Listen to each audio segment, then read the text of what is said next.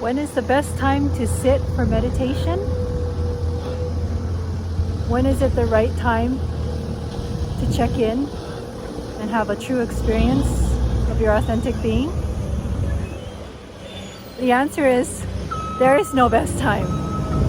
Meditation is most needed when it's not perfect, when it's not quiet, when it's not peaceful, when you're not right where you absolutely want to be, and when you have your undivided attention.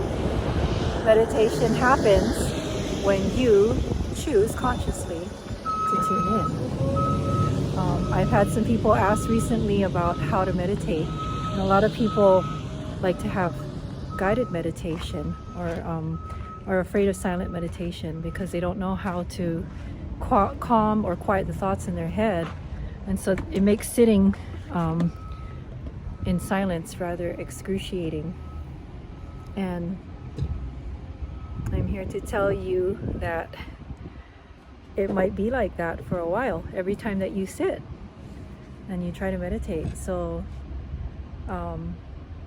what the exercise of meditation is, until you actually get to that place where you are centered, you are surrendered, and your ego's not operative on your mind, or it doesn't have full control of your mind, and there's just your pure consciousness. Till you do that, it is very much an exercise and a practice. It's not a silver platter served to you kind of thing. It's a muscle that you have to develop. And sorry, I can't quite find the right place to look at the camera, so if I'm looking off to the side, please forgive, but content is key. So and this is horrible lighting, I know, okay, but it's really hot here in Riverside. And yeah, so the imperfection of being anywhere and needing meditation and using meditation is really what it's all about. And yeah, you know, if you have a beautiful koi pond to sit in front of, and if you're blessed with the resources to block off time, to shut people out, all distractions, ideally you want to be in a dark place, you know, and you want to have silence and quiet. And the reason for that is because it is very tempting for you to focus on all of these sensory stimulations. But what I do is I allow myself to have these thoughts. So first thing you want to do is make sure you sit comfortably, because depending on your fitness level, your flexibility, any disabilities that you might have, or if you're dealing with any kind of pain issues in your body, you can't always sit like a yogi, you know, cross-legged, or in lotus position, beyond cross-legged. So sit as comfortably as you can, but make sure it's not you're not slumped. You're still a conductor of energy, and you want your antenna to be at least straight and resolute, you know, your spine as best as you can. And if you can't even do that, you can lie down. Chances are you will fall asleep, but it's allowed.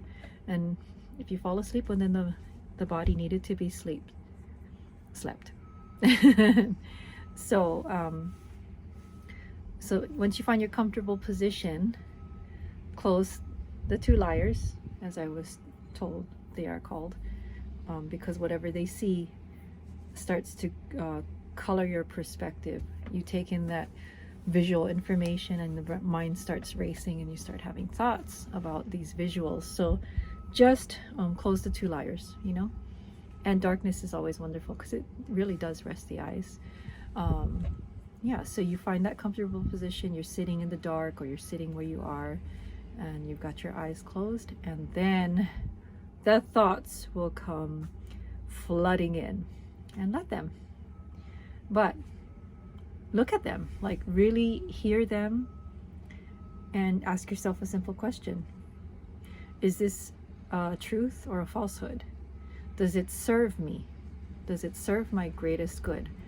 Or does it satisfy my ego's short-term, superficial, agenda? Does it sabotage me in any way?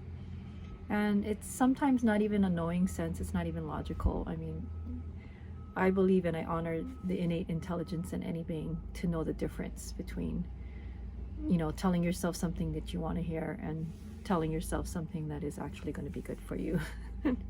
I mean, if you don't know what's going to be good for you, then just meditate some more. That means you have a lot more programming to get past. You might have a people-pleasing program where anything anyone tells you makes you really impressionable, and you start to crutch on, or you rely too much on everyone to tell you how things are, instead of honoring that you are a channel to receive knowledge and information from a greater source, a much more infinite source, and that's the mystery, you know.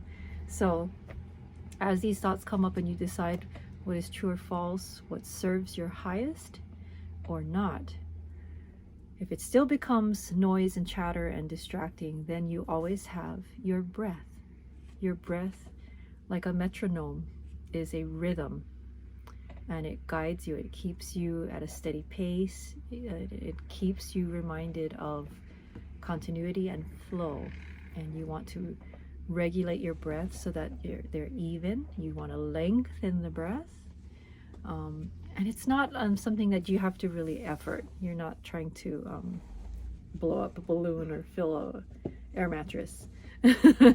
So let the breath be really natural and soft, and you might even want to check with your closed eyes, you know, like, are your eyes tense or strained behind the lids, you know, and just kind of relax them. And breathe into your nose. Maybe even pause in between and hold that breath and just kind of cherish it a little bit before you let it out and release through the mouth. And I'm making my breath audible for you just to exaggerate, but really it's going to be quite soft and natural, almost imperceptible. Into the nose. Maybe hold it for a second and then out through the mouth and release. And depending on which meditation culture you're exposed to, a lot of people will focus on the energy center at the crown. They'll also focus on the energy center at the third eye, which is roughly above the spot between the two ends of your eyebrow, right there, the third eye. So you would connect these 2 points visually and intentionally, and imagine a white light coming from source, or heaven if you will, into the crown. And as you breathe in,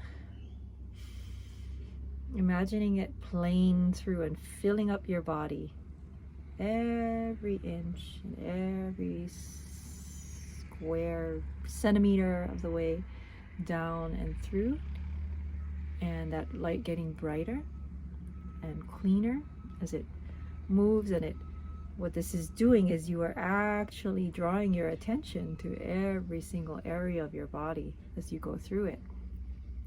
And when you're full, you will overflow right back out through the crown. And now you are fully connected to source. And in this easing, or this cleansing, and this washing away, and this surrendering, in that space, in that void, that is where you will meet, so to speak, your essential self. In that space, you can be allowed to expand and not be so suppressed or cluttered or masked over or competed with. There won't be all that static to drown out the sound of silence and the beautiful quality of that silence is that it's so freeing and it's so allowing, and it's healing because it doesn't ask anything of you. It is only allowing and only giving. And this is the point of meditation, to remind you that you are always where you are. You're exactly where you are can you access this state? Sometimes when there's a lot of distraction outside, it makes it difficult for you to remember or to be in that neutral mode where you can just be functionally, your brain computer can function freely, and it doesn't have to compete with emotional programming, or it doesn't have to compete with just thoughts, just random thoughts or observations of everything based on, you know, the obvious, or it's not bombarded by sensory information like every smell, every light, every sound, you know, and as if you're a button monkey, you know, getting triggered everywhere. So when you sit, you want to just stop projecting outwards and just be internalized, and that's how you start reconnecting and reintegrating with yourself, and all your systems harmonize, or they start to reconcile this one energy that they have to share with each other, and that helps it flow much more in a more streamlined and efficient manner.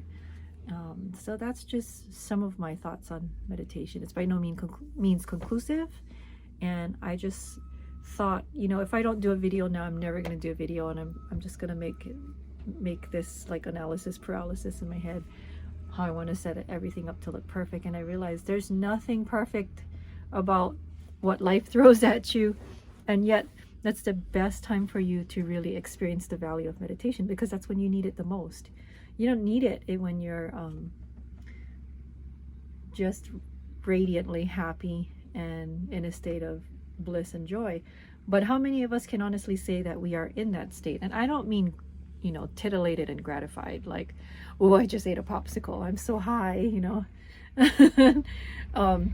Or so and so, you know, looked my way and it made me feel, you know, kind of great. And but I mean like really blissful, really joyful. More likely than not, we don't feel that way because there's a lot going on up here, and that filters all of our experiences. So it kind of robs us of our joy, actually. And getting back to that state is a process of refining the rough cuts, you know, just taking all of that unnecessary rubbish, you know, out of the way. It might not be bad or good, but it's just junk, and it accumulates, and you have to do it. And it's not like, you know, when you take out the trash, or you know, eliminate waste from your body, you don't say, oh my gosh, this is the hardest thing I've ever had to do, I never want to do this again, or I'm so afraid to do it because it's going to be hard or uncomfortable.